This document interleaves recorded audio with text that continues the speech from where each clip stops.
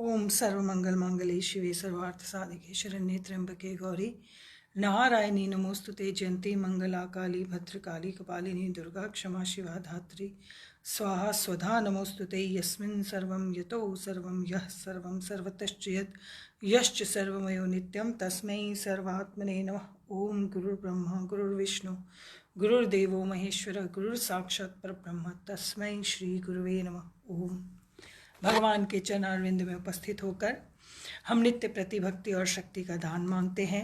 भगवान की बड़ी असीम कृपा होती है जब हमें सत्संग मिलता है और श्रीमद् भागवत गीता का पारायण हम यहाँ कर रहे हैं। प्रथम अध्याय श्री कृष्ण अर्जुन संवादे अर्जुन विषाद योगो नाम। अर्जुन के विषाद का योग।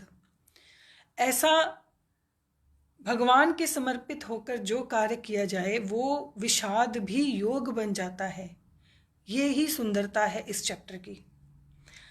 और इसमें आप सीक्वेंस वाइज जब चलते हैं तो आपको एक एक श्लोक के अर्थ में महाभारत सारी समझ में आती है। पूरे महाभारत को समझने के लिए आप फर्स्ट चैप्टर को ले लीजिए। उसमें आप पहले श्लोक में अंडरलाइन, मैं कहती हूँ आप अंडरलाइन करते जाओ कि पहले श्लोक में महाभारत का कारण है मामकाः पांडवाश्चैव। दूसरे श्लोक में धृतराष्ट्र के पुत्र जो मीडियम बना है इस पूरे महाभारत का, राजा वचनम अब्रवीत। तीसरे श्लोक में आप आ जाओ, उसमें क्या है, तव शिष्येन, उसकी एरोगेंस है दुर्योधन की। और चौथा, पांचवा, छठवां ये श्लोक जो है ये अलग अलग महारथियों की गाथा है। आप देखिए इसमें एक एक विराट हो, द्रुपद हो, धृष्टकेतु हो, काशीराज हो, शैभ्य शिविराज हो, पुरुजित है, कुंती भोज है, सौभद्रो अभिमन्यु है, द्रौपदेया द्रौपदी के पांचों पुत्र हैं, युधामन्यु, विक्रांत, उत्तमोजा, ये सारे जो हैं महाभारत के पात्र हैं। और ये करेक्टर्स, इनकी अपनी अपनी एक स्टोरी है महाभारत के अंदर। और फिर उसमें जब 7वां श्लोक है उसमें उसने कहा द्विजोत्तम, अपने गुरु को प्रवोक करने के लिए कि तुम्हें द्विज के गुण नहीं चाहिए, तुम्हें यहाँ क्षत्रिय के गुण चाहिए। वो अपने गुरु को क्या करना चाहता है, प्रवोक करना चाहता है। फिर उसने क्या कहा आप देखिए, फिर अपने जितने भवान, भीष्म, कर्ण, कृपश्च, अश्वत्थामा, विकर्ण और सोमदत्ती, इन सभी वीरों का नाम लिया। ये भी महाभारत के पात्र हैं और इन सब की अपनी एक स्टोरी है। तो पूरे महाभारत को कंसाइज किया, छोटा करके फर्स्ट चैप्टर में वेदव्यास जी ने डाल दिया और दुर्योधन के द्वारा समझा रहे हैं। और आप देखिए ये 9वां जो श्लोक है इसमें दुर्योधन का जो स्वभाव है, पर्सनालिटी है, मद अर्थे त्यक्त जीविता, मेरे अर्थ के लिए, मेरे लिए त्यक्त जीविता, जीवन देने आए हैं। और फिर आप अगले श्लोक में तो उसका जो फियर है उसकी पूरी साइकोलॉजी डिस्क्राइब की है, अपर्याप्तम पर्याप्तम, जिसमें वो कंफ्यूज है मैं क्या कहूँ, कि मैं प्रसन्न हूँ कि भीष्म हमारी रक्षा कर रहे हैं या मैं अप्रसन्न हूँ कि भीम उनकी रक्षा कर रहा है। उसका पूरा साइकोलॉजिकल स्कैन कर दिया है 10वें श्लोक में वेदव्यास जी ने। और फिर ऑर्डर दे रहा है, गुरु हैं और एक तरफ पितामह हैं, लेकिन उसमें राजा वाली एरोगेंस है। इसलिए वो क्या कर रहा है, भवन्तः सर्व एव ही रक्षन्तु, आप सभी रक्षा करें किसकी, भीष्म पितामह की।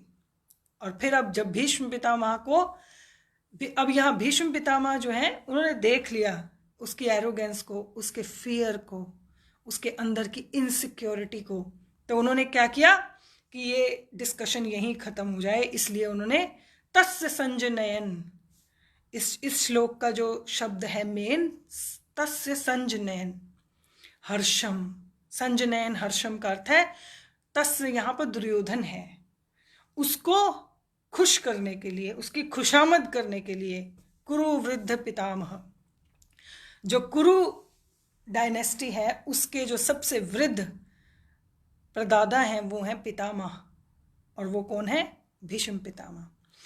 अब आप ये देखिए ये संजय बोल रहा है तो उसने प्रयोग किया है शब्द पितामह। और जहां कहीं भी दुर्योधन बोला है उसने क्या कहा है? भीष्मश्च। अपने परिवार के सबसे ओल्डेस्ट पर्सन, एल्डेस्ट पर्सन का नाम लेकर संबोधन करना हमारे यहाँ आम भाषा में भी, आम लोग भी ऐसा नहीं करते कि अपने एल्डर किसी व्यक्ति का नाम लें। और ये दुर्योधन की कहते हैं ना कॉमन सेंस, दुर्योधन का संस्कार, दुर्योधन की पर्सनालिटी। जहां संजय ने भी बोलना शुरू किया है तो उसने क्या बोला? पितामह तस्य संजनयन हर्षम।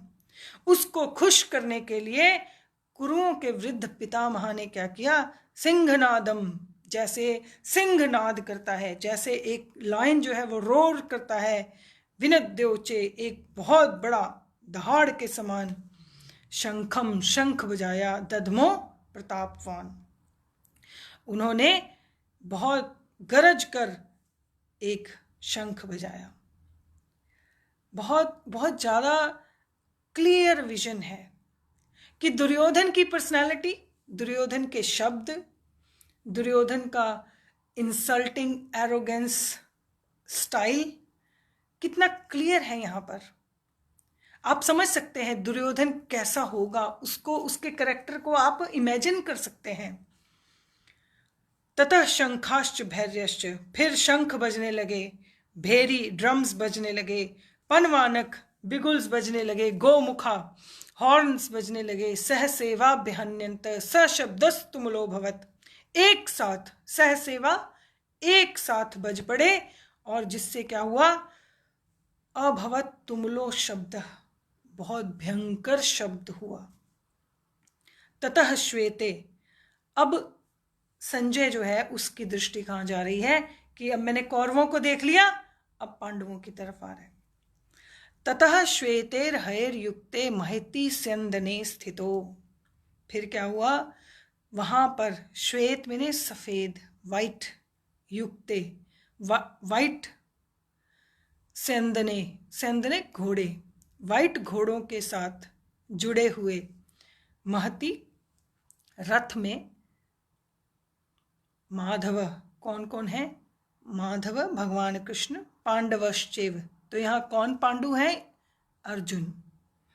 दिव्य शंखो प्रदद्मतु, महती सेंदने होता है बहुत बड़ा रथ, और श्वेतेर हयर युक्ते, वाइट घोड़े जिसमें बंधे हुए हैं। मैंने आपको बताया था ना फर्स्ट चैप्टर में वेदव्यास जी ने ऐसा सुंदर चित्रण किया है, यू कैन इमेजिन एक एक डिटेल कि सफ़ेद घोड़े हैं, सफ़ेद घोड़ों से युक्त, उसमें सफ़ेद घोड़े जुते हुए हैं और रथ है महती, कैसा?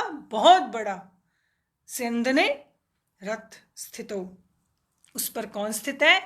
कहा माधव, भगवान कृष्ण, पांडवश्चैव, और पांडुपुत्र अर्जुन।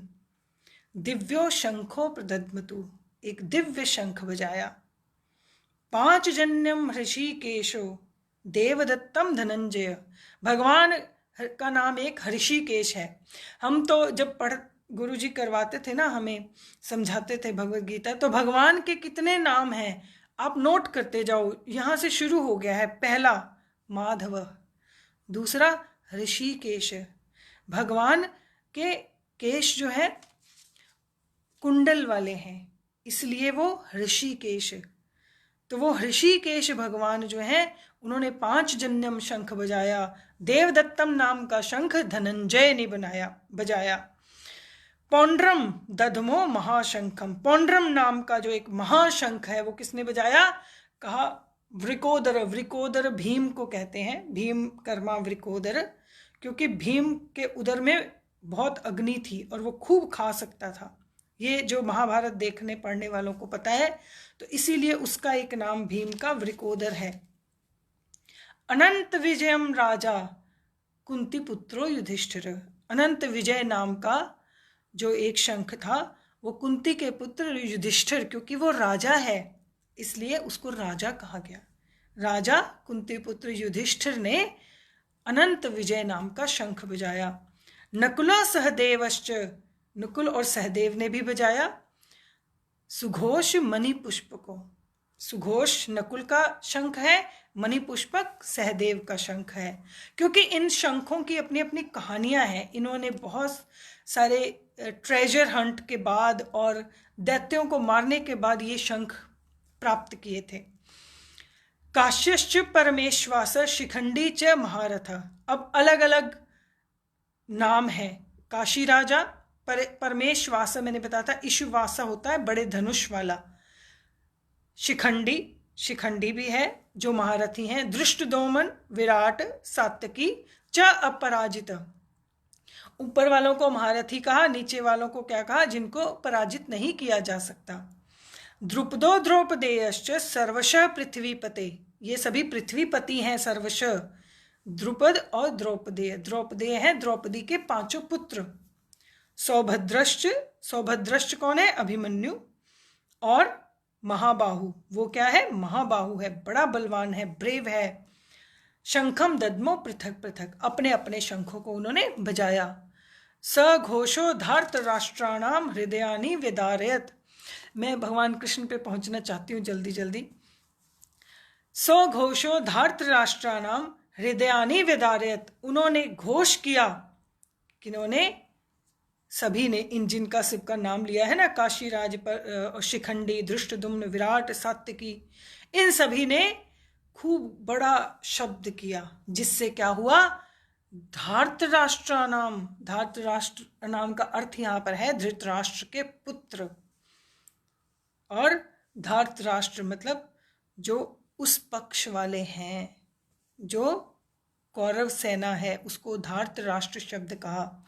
हृदयानि विदारयत, उनका हृदय कांप गया, व्यथित हो गया।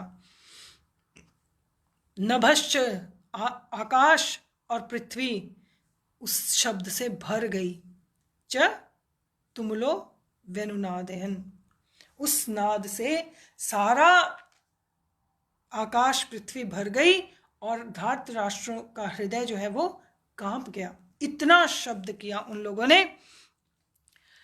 और मैं एक और संस्कृत का शब्द च जहां पर भी आएगा ना, च का अर्थ होता है एंड, नभ, नभ का अर्थ है स्काई एंड पृथ्वी अर्थ। च बाद में लगता है, जैसे इंग्लिश में राम एंड श्याम होता है, संस्कृत में राम श्याम च एंड बाद में आता है, इसलिए च बाद में आता है। तो जहां भी च आया इसका मतलब 2 लोग हैं, वहां पर 2 चीजें हैं। अथ व्यवस्थितान दृष्ट्वा धार्तराष्ट्रान कपिध्वज। अब बता रहे हैं कि ऐसे दृश्य को देखकर धार्तराष्ट्र, जितने धार्तराष्ट्र के, धृतराष्ट्र के सेना वाले जो लोग हैं, व्यवस्थित दृष्ट्वा धार्तराष्ट्रान कपिध्वज, धृतराष्ट्र के जो जितने सेना वाले, जिसको आप क्या, कौरव, कौरव यूज करते हैं, इजी है हमारे लिए। कौरवों की सेना को देखते हुए, व्यवस्थितान दृष्ट्वा, व्यवस्थित का मतलब होता है प्रॉपरली, मैनेजली, ऑर्गेनाइज्ड, पूरी एक नजर मारने को व्यवस्थितान, दृष्ट्वा देखना, ध्यान से देखना। कपिध्वज, भगवान कृष्ण ने हनुमान जी से कहा था कि जब युद्ध होगा तो हमारे ध्वज पर हनुमान, कपि जो है हनुमान जी का, और एक मंकी साइन रहेगा, हनुमान जी का चिन्ह रहेगा, कपि का साइन रहेगा उस पे, और हनुमान जी को सूक्ष्म रूप में उस ध्वज के ऊपर विराजने को भी कहा था। और आपको ये जानकर बड़ा आश्चर्य होगा कि सबसे पहला भाष्य श्रीमद् भगवद गीता का जो लिखा है वो हनुमान जी ने लिखा है। आज वो कॉपी बहुत रेयर अवेलेबल है, आई थिंक किसके पास है पता नहीं, शायद गुरुदेव ने बताया भी था कुछ लोगों के पास है, उसे हनुमत पिशाच भाष्य कहते हैं, और वो बहुत रेयरली अवेलेबल बुक है, अगर किसी को मिल जाए। बहुत सुंदर व्याख्या है, क्योंकि हनुमान जी की कृति है वो। द्वापर युग में हनुमान जी ने स्वयं श्रीमद् भगवद गीता का भाष्य लिखा था, क्योंकि बिल्कुल बैटलफील्ड के मिडल में चली गई थी जो रथ है, तो अर्जुन सुन रहे थे और हनुमान जी सुन रहे थे सारी भगवत गीता। तो इसीलिए कपिध्वज की ओर संकेत किया है हमारे राइटर ने कि जिस रथ पर कपि का ध्वज है उस रथ पर अर्जुन और भगवान कृष्ण विराजमान हैं, और उस रथ पर बैठे हुए अर्जुन ने क्या किया, व्यवस्थितान दृष्ट्वा धार्तराष्ट्रान, पूरे धृतराष्ट्र की सेना को ध्यान से देखा, व्यवस्थित रूप से अच्छे से देखा। प्रवृत्ते शस्त्र संपाते, और धनुर्धम्य पांडव, अपना शस्त्र संपत्ति संभालते हुए। धनुर्धम्य, धनुर्धम्य कौन है, पांडव अर्जुन। ऋषिकेशम भगवान का नाम है, भगवान से कहा, तदा वाक्यम इदम आह महीपते, उस महीपते ने भगवान कृष्ण से तदा वाक्यम इदम आह, ये वाक्य कहे। क्या वाक्य कहे, अर्जुन उवाच, अर्जुन कहते हैं, सैन्योरुभयोर मध्य, जब उसने पूरी सेना को देख लिया तो क्या कहा, सैन्योर उभयो मध्य, दो, उभय मिने दोनों, दो, मध्य मिने मिडल में, सैन्यों, दोनों सेनाओं के मिडल में, मध्य में, रथम स्थाप्य में अच्युत, हे अच्युत, मैं चाहता हूं कि मेरा रथ जो है आप वहां ले जाकर खड़ा कीजिए। कहां, दोनों सेनाओं के मध्य में, ताकि मैं इन दोनों को देख सकूं। उधर तो मैंने देख लिया, अब मैं इधर भी देखना चाहता हूं। यावदेत्तान निरीक्षेहम योद्धु कामान अवस्थितान, कि मैं क्या देखना चाहता हूं, इच्छा बताइए अपनी। यावदेतान निरीक्षेहम, मैं इधर देख चुका हूं, मैं इधर भी देखकर निरीक्षण करना चाहता हूं, ऑब्जर्व करना चाहता हूं। क्या, योद्धु कामान, युद्ध की कामना से, अवस्थितान, जो यहां खड़े हैं, आए हैं, डटे हुए हैं, और केरमया सह योद्धव्यम, मुझे केरमया सह, केरमया, मया मिने मैं, केर सह, केर मिने किसके साथ, सह साथ, किसके सह साथ, मया मैं, योद्धव्यम युद्ध करूंगा, अस्मिन रण समुद्र में, मैंने किस किस के साथ युद्ध करना है और कौन मेरे साथ युद्ध, इसके दो अर्थ हैं। रण समुद्र में मेरे साथ युद्ध करने के लायक कौन कौन है, योग्य कौन है, और दूसरा अर्थ है मेरे साथ यहां जो युद्ध करने कौन आया है।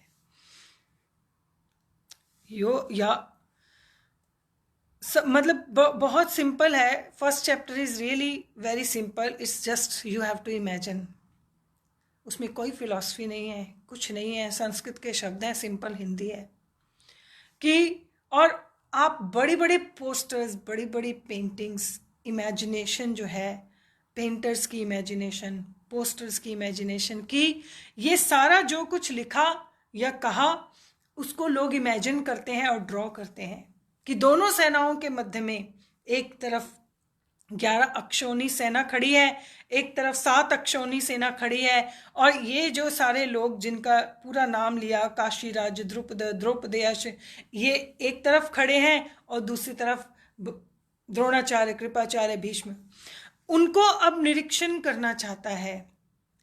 अर्जुन जो है इस समय ठीक फील कर रहा है, केवल वो निरीक्षण करना चाहता है, इसीलिए वो मिडल में आ गया है।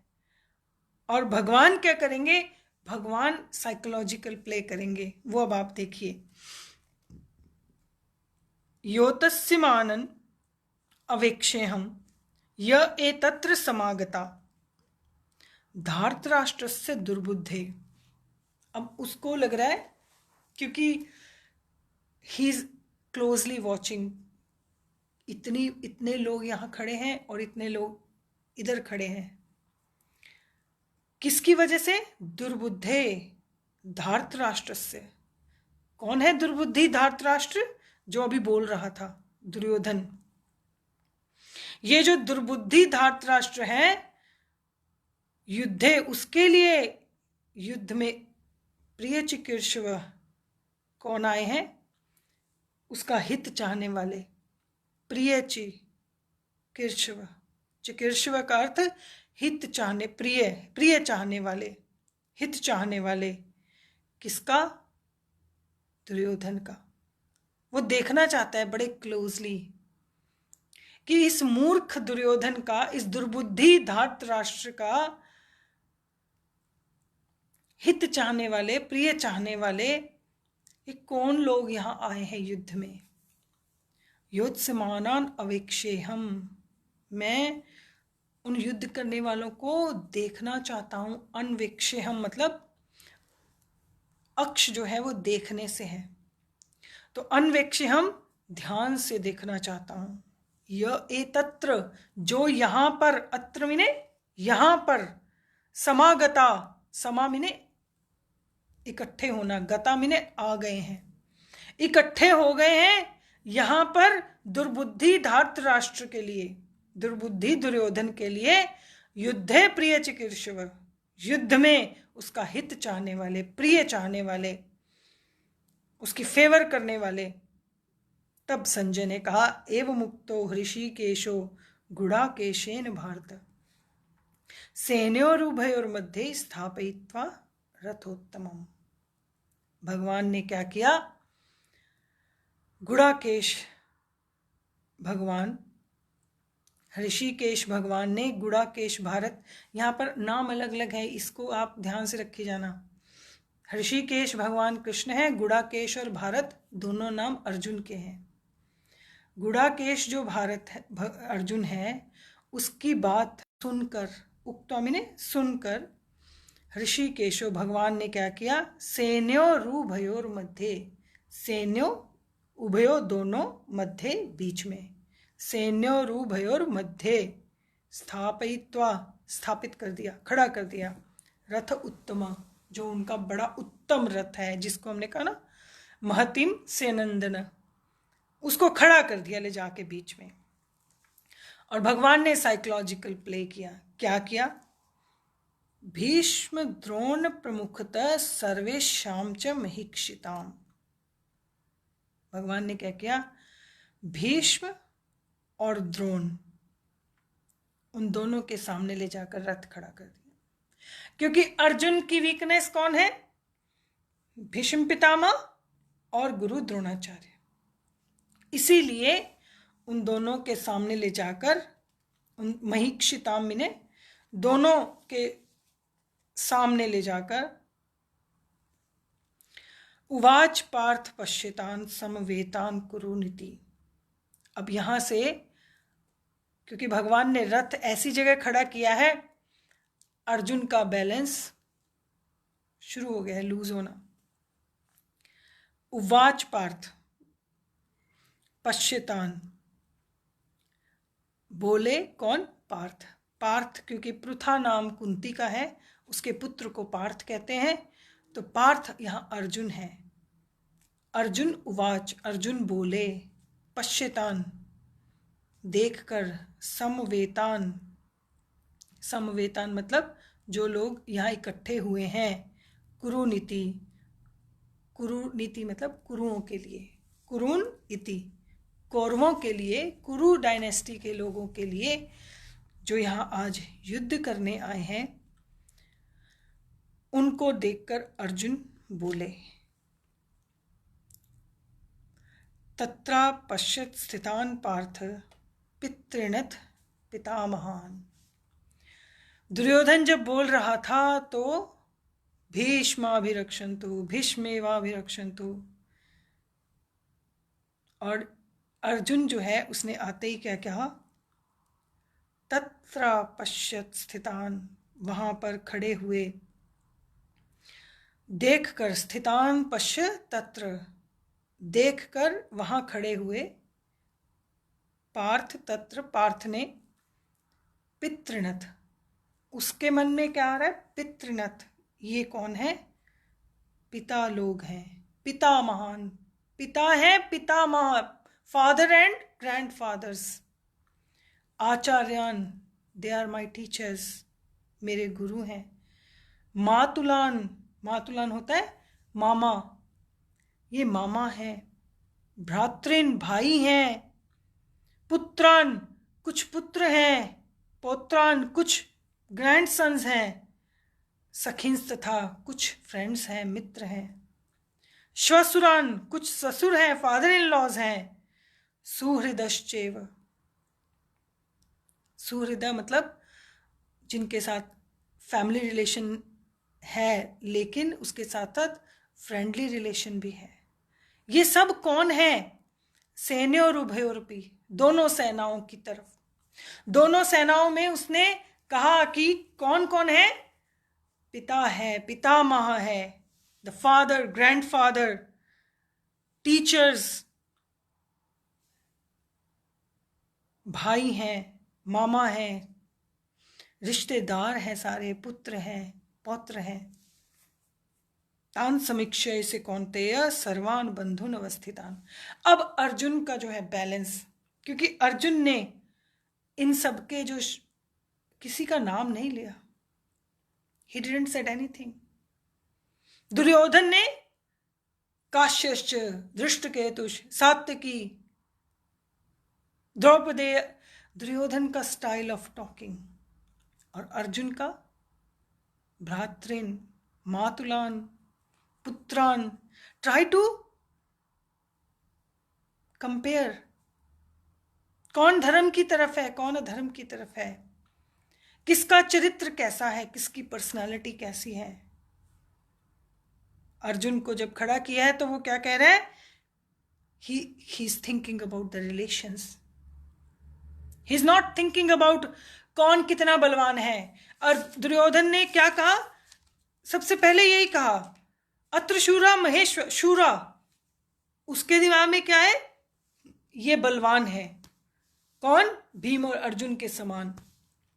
ये वीरवान है, ये महारथ है, ये नरपुंगव है, ये महारथी है, ये वीरवान है, ये शूर है। बस उसके दिमाग में यही है। that tells your personality, how you evaluate people। आप किसी का पावर, स्टेटस, उसका पोटेंशियल देखकर उसकी वैल्यू करते हैं कि आप रिलेशनशिप की वैल्यू करते हैं। आज संसार में क्या हो रहा है? लोग क्या देखते हैं? ये इतनी बड़ी गाड़ी खरीद सकता है, ये इतना बड़ा घर बना सकता है, इसकी इतनी इनकम है, इसका स्टेटस इतना है, इसको बड़ा व्यक्ति जानता है। तो आप समझ लें कि यू आर दुर्योधन। दुर्बुद्धि है ये अर्जुन और दुर्योधन का कैरेक्टर, जो इतना क्लियर बताया है व्यासदेव जी ने कि आप इसको समझें अपने जीवन में। ये आपके जीवन का फर्स्ट स्टेप है पर्सनैलिटी का, कि आप किसी व्यक्ति की इवैल्यूएशन, किसी व्यक्ति को वैल्यू किस लिए करते हैं। कि उसको सैलरी कितनी मिलती है, कि उसका स्टेटस क्या है, उसके पास पैसा कितना है, वो कितना महारथी है। यहां है ना, दुर्योधन ने कोई और चीज यूज ही नहीं की। दुर्योधन तो क्योंकि युद्ध लड़ने आए हैं, महारथा, वीरवान, नरपुंग, बस उसके दिमाग में यही सब कुछ है। तो आप दुर्योधन हैं। और यहां अर्जुन एक बार भी किसी भी चीज के बारे में नहीं सोचेगा। उसने क्या कहा? ये पिता है, ये पितामह है, ये आचार्य हैं, ये मामा है, ये भ्रातृ हैं, ये पुत्र हैं, ये पौत्र हैं, ये श्वसुर हैं, ये सुहृदश्चैव हैं, ये सखिन हैं, मित्र हैं। कोई वैल्यूएशन नहीं है, कोई महारथी नहीं, कोई किसी से कोई लेना देना नहीं है।